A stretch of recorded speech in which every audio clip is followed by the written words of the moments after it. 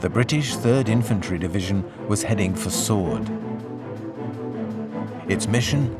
To neutralise the defences at Ouistreham and take Caen the same day.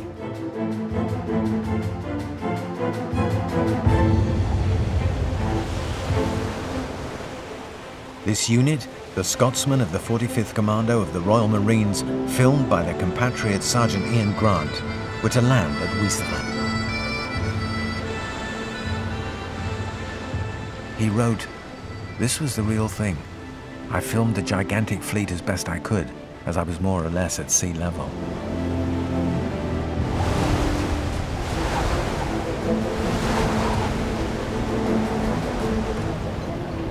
We'd been given good rations and even seasickness pills. But with the diesel fumes, most men, even the strongest amongst us, got sick.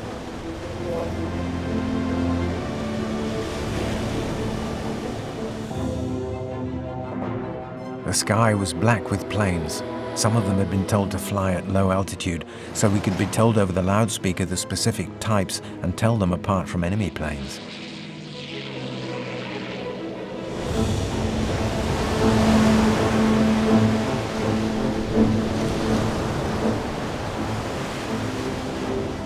We told the men to ignore the cameras as much as possible. They were natural actors, deep in their thoughts, living their own experiences. I wasn't afraid, because there was no fear on their faces. Just the desire to get out of that bloody boat that was making them seasick.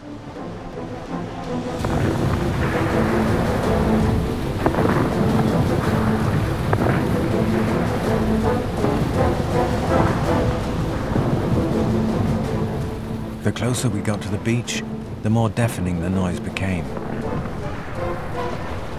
In the rush, a ramp broke.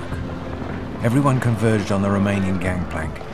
You just had to get off as best you could with the weight of your backpack pulling you down.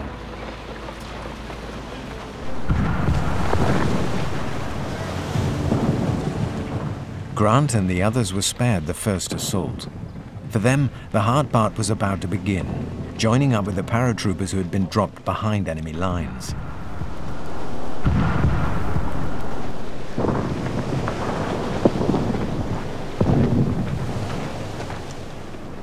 Another cameraman was already on Sword Beach. The youngest among them, Sergeant O'Neill, had arrived 45 minutes before Grant. It was he who filmed the last moments of the battle.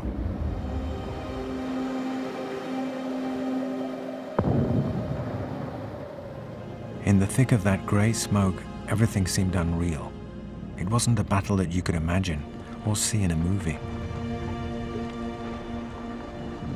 The exits from the beach were congested. It was nigh on impossible to get off.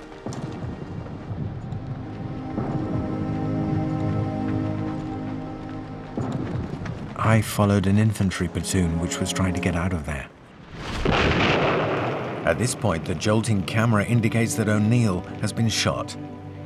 He had just time to film a last few sequences before being repatriated for medical care.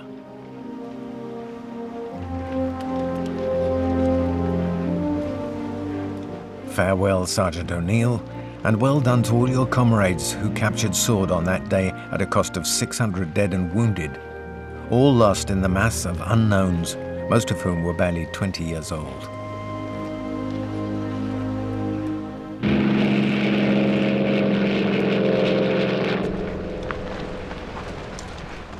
Germans who had been taken prisoner were rounded up on the beaches,